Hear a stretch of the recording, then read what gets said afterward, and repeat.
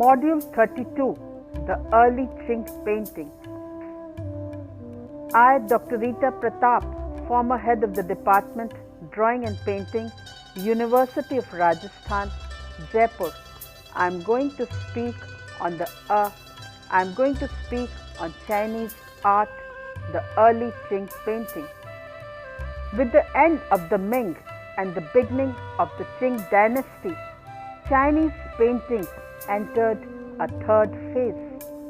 The Qing regime brought China peace and prosperity, in which the middle classes expanded and flourished. For educated men and women, painting and calligraphy became popular pastimes. The leaders of the orthodox school in this generation were the four Wangs: Wang Shimin, Wang Qian, Wang Yuanqi, and Wang Hui.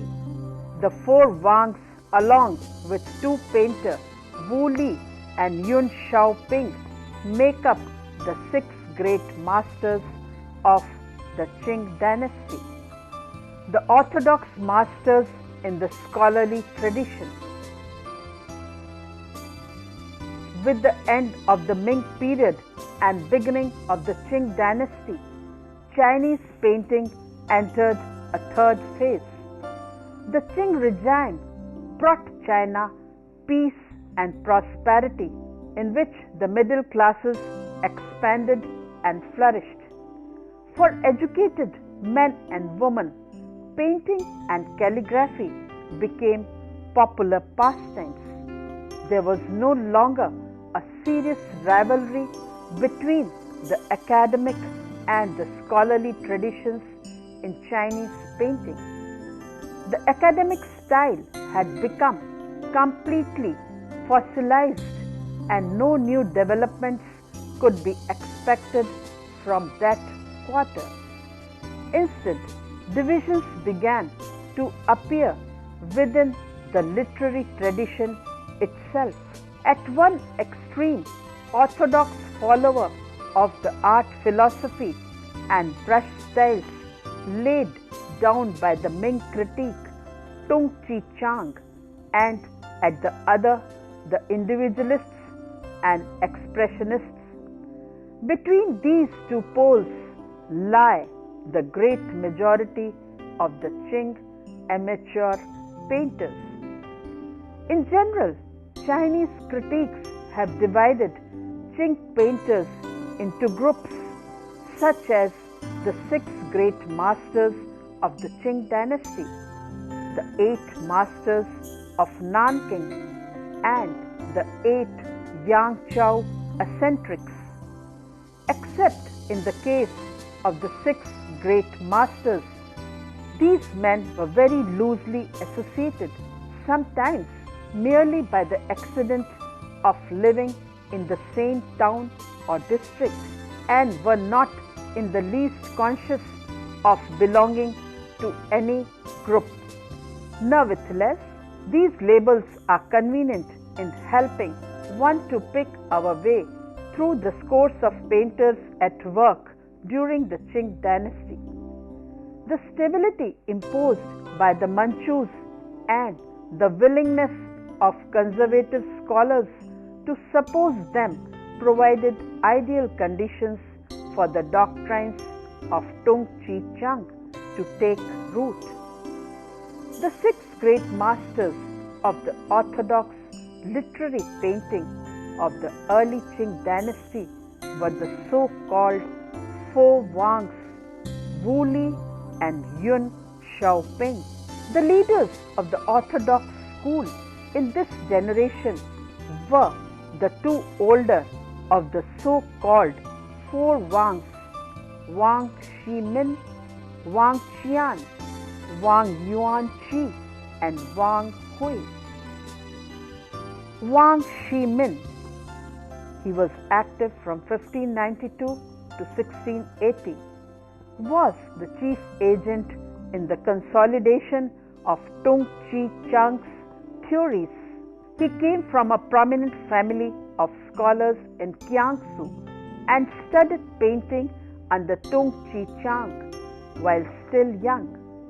He held an official position in the Ming government, and at the fall of the Ming dynasty, he retired to Tai Tsung in Jiangsu, where he indulged his passion for painting, entertaining artists and scholars, teaching pupils, collecting and connoisseurship.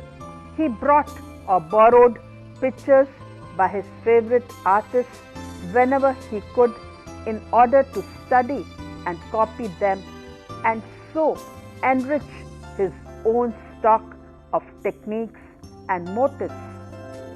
His models were Yuan masters Huang Kung Wang and Ni Tisan. He followed Huang Kung Wang method of building the picture slowly, stroke on stroke and wash on wash. He had no desire to create anew, yet he was an able painter. His great series of landscapes in the manner of Huang were painted when he was in his 70s are among the noblest achievements of the Qing literati. Landscape in the manner of Chao Meng Fu, dated to 1670. This is an album leaf, ink and color on paper, and at present in Wang Collection, New York. This painting is from an album of pictures done in imitation of various masters. Here, Chao Meng Fu elements are not easily detectable. The archaistic clouds, heavy green color and cramped, tortuous composition evidently refer to Chao's reworking of Tang or Five Dynasties landscape type. In the painting, there is no sense of space or atmosphere, no real body to the forms, no feeling of grandeur in nature, nothing that can be called skillful drawing.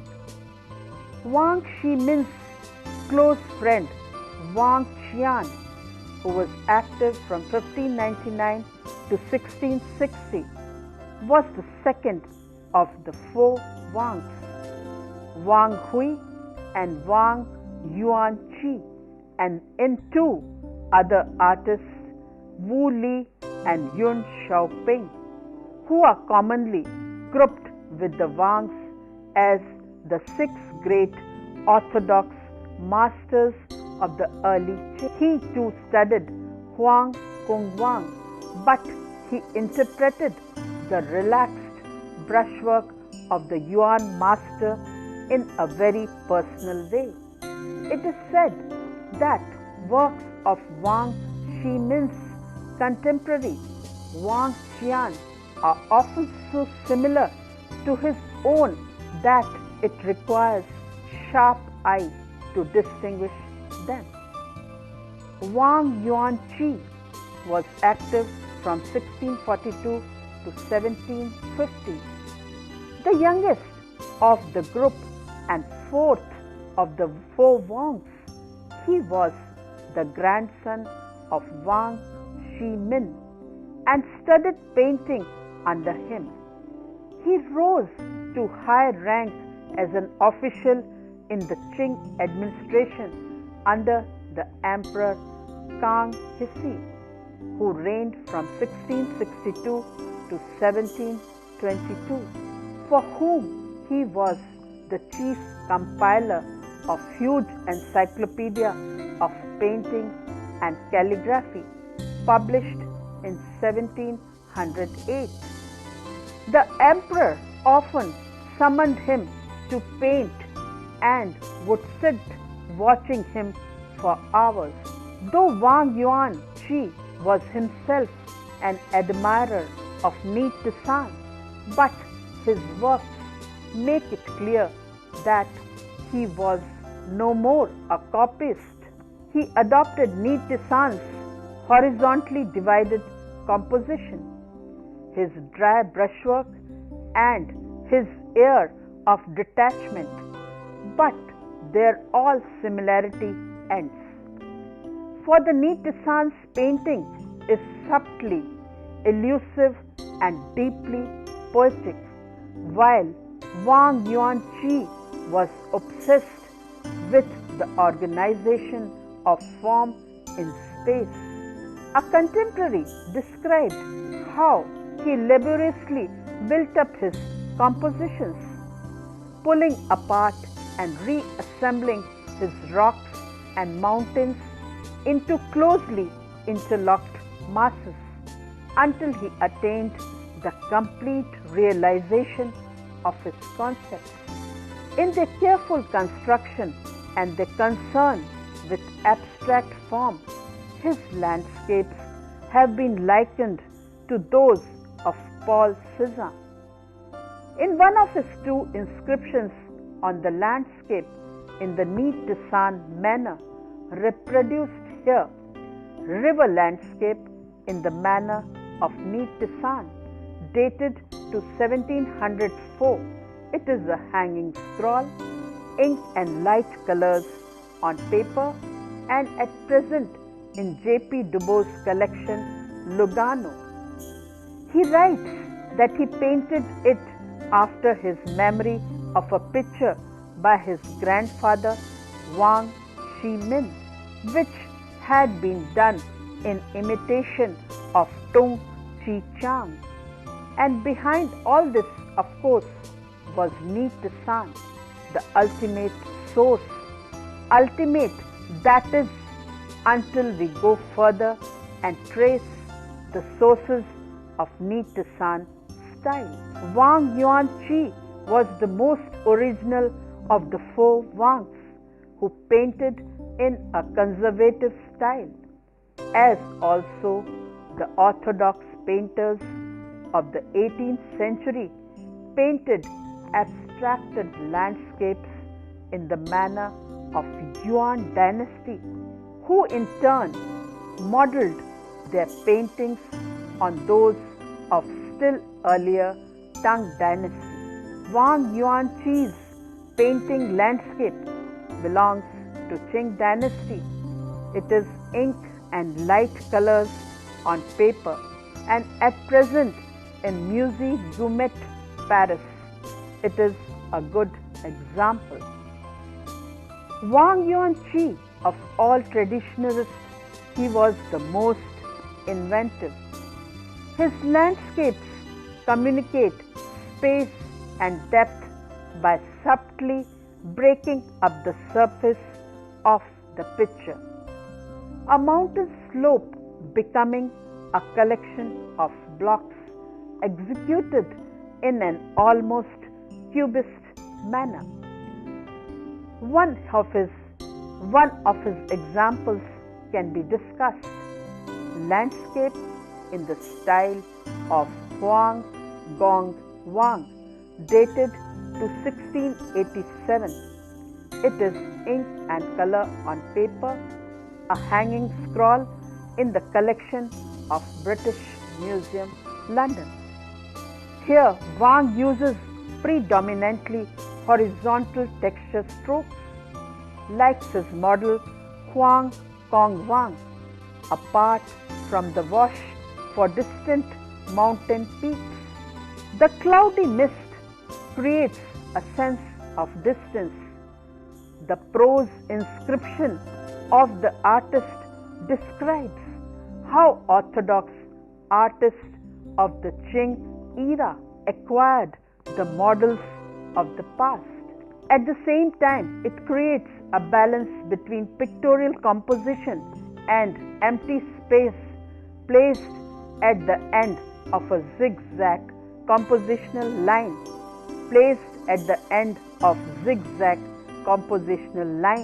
which begins at the bottom right with the emptiness of the cut-in surface of the water, continuing on the left with larger area of water, and finally being taken up on the right by the whips of cloud from the mountains coming to a halt towards the left.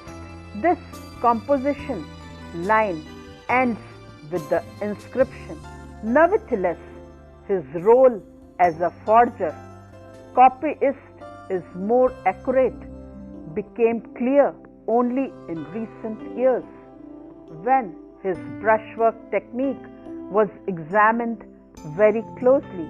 It now seems that works hitherto attributed to painters of the Shung, Yuan or Ming era were painted in his studio. He was apparently able to deliver whole collections of historical Shung and Yuan paintings to order. Jean-Pierre Dubois, who was one of the first Occidental scholars to arrive at a real understanding of the very specialized value of this school of painting, has likened Wang Yuanqi to Cézanne. His link to Cézanne was his use of simple, warm and cool tones like Cézanne.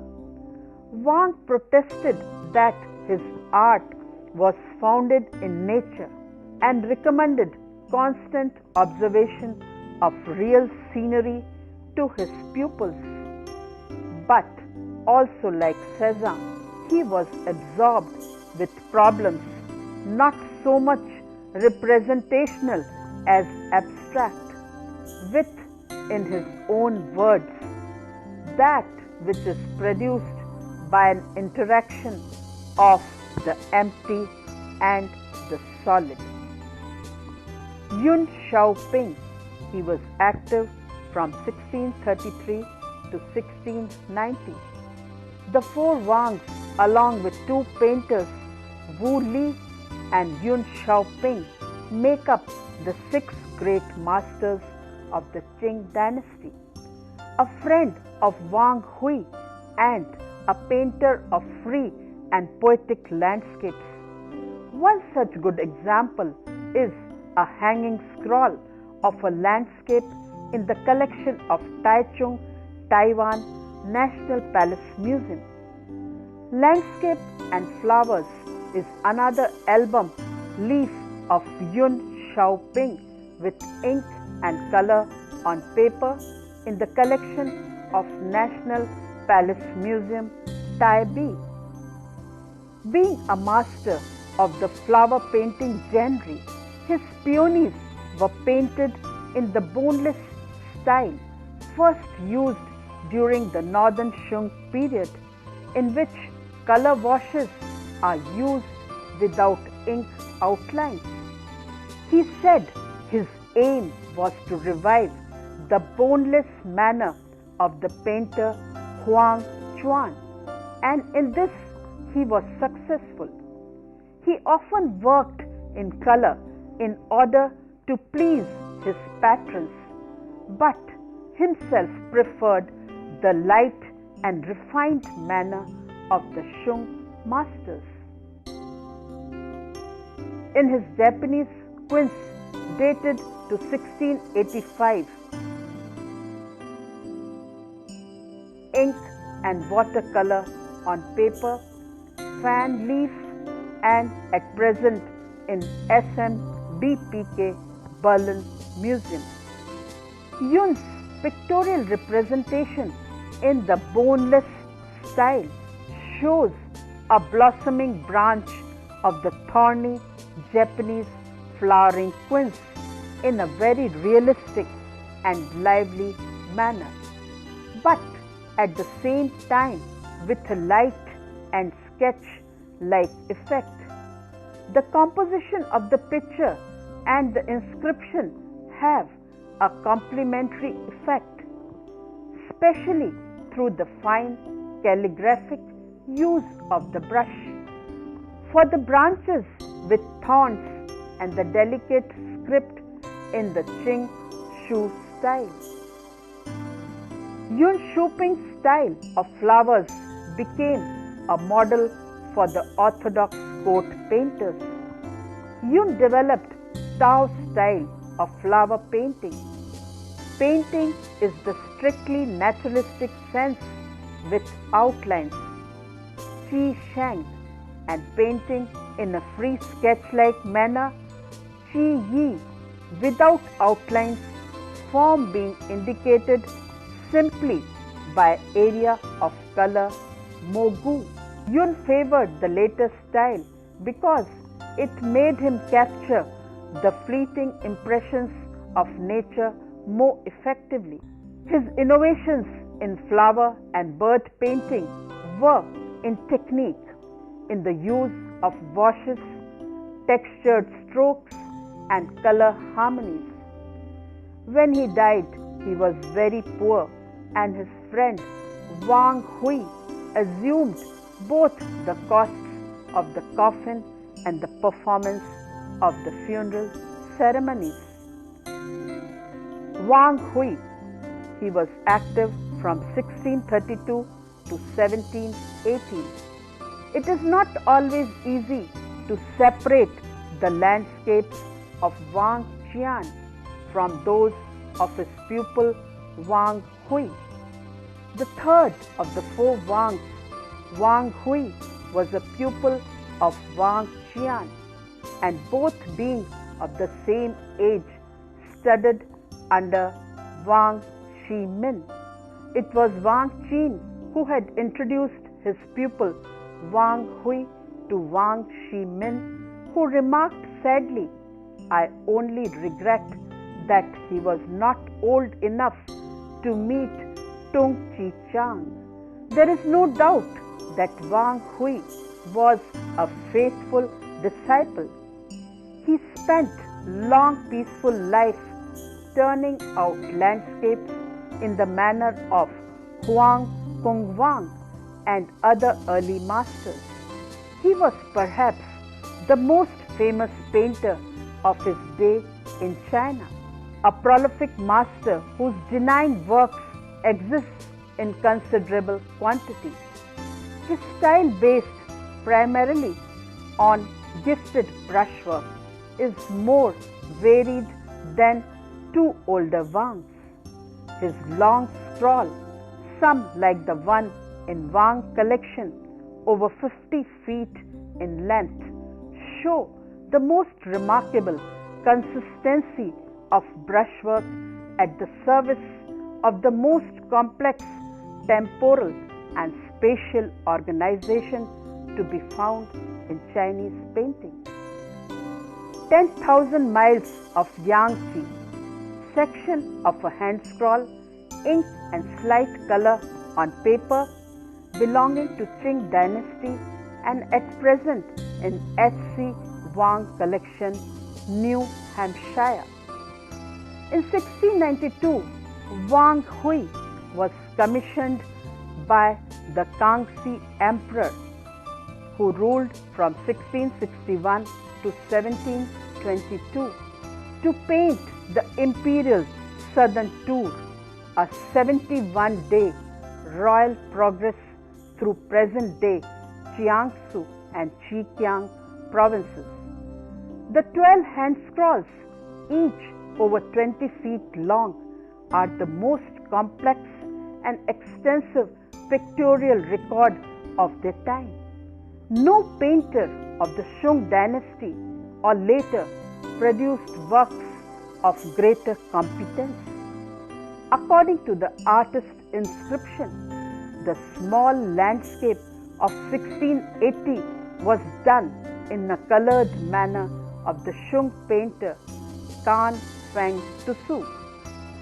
The landscape illustrated, calm, scholarly, dispassionate, with its vague allusion to the southern Shung style, is a typical example of the intellectual dryness of the more conservative literary painters of the Qing dynasty. The Low Mountains by Wang Hui, dated to 1692. It is ink on paper, hand scrawl, and in the collection of SMBPK, Berlin. His abilities, especially his style in old age, are seen very clearly on hanging scrolls with typical literary motifs. Works which refer to the old masters. In these, he exhibited his range of brushstrokes, horizontal, vertical, and diagonal. The diagonal strokes he used to suggest the texture of stones, mountains, and vegetation, a technique that creates the impression of countless plants and rocks. He depicted expanses of water with the same strokes, small and carved. His own style developed through study of the works of the Yuan painters and culminated in his discovery of the monumental landscapes of early Shung painting. Landscape in the style of Tang Yin by Wang Hui is dated to 1690. It is ink color on silk, a hanging scroll, and at present in the Napstrik Museum, Prague. Like Tang Yin of the Ming era, who combined the blue-green style with classical ink technique, Wang Hui worked with light blue-green with ink-drawn texture. His work is in effect a synthesis of Shung and Yuan painting combined with the literary painting of the Ming era.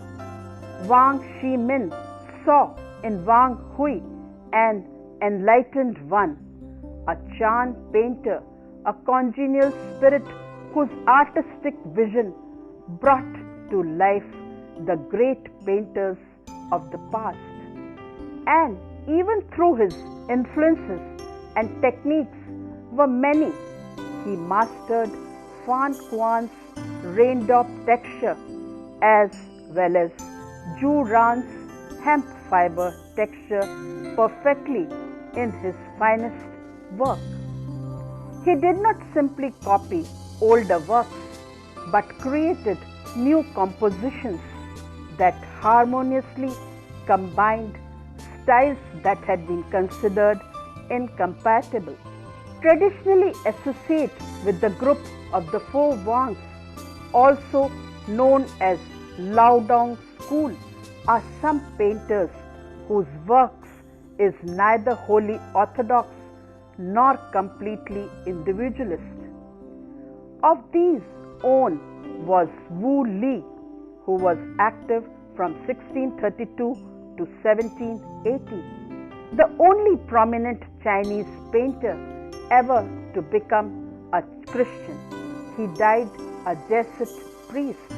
He was a pupil of Wang Shimin and Wang Qian and a close friend of Wang Hui.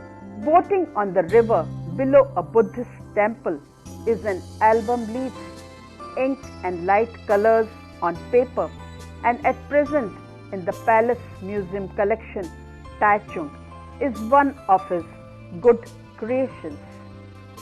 Like all other orthodox masters of his time, he worked often in old styles.